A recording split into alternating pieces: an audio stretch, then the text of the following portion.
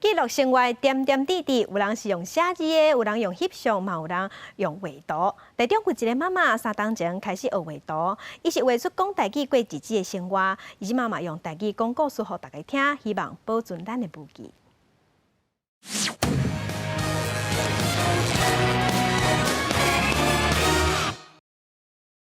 这是我推荐大家去台中爱食的物件，一定爱去食啦！你毋捌食过，试看卖啊咧啦！这就是麻薏。家己画图记录心目中的故乡滋味，伊是陈倩蓉。因为做妈妈了后，注意到语言甲环境互相影响的关系，开始画图记录生活，记录台语。新竹的外来人口较侪，伊本身是客人较侪，因为我就想讲，我有当时去菜市仔买菜迄当阵，我用台语要甲头家讲话，因为当时听无我咧讲啥，我才有这是新竹，毋是台中安尼。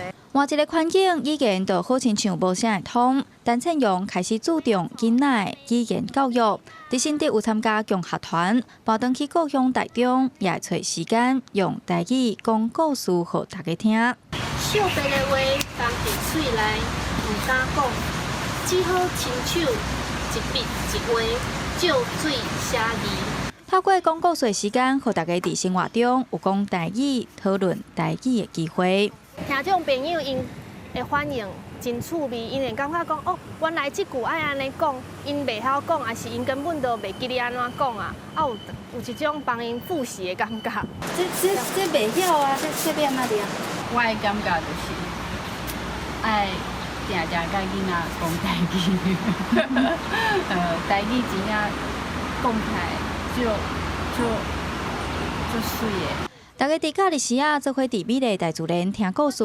陈倩蓉嘛要继续用伊充满感情的图画，甲对台语的热情，和大家用台语博感情。记者杨淑晴、张学水台北报道。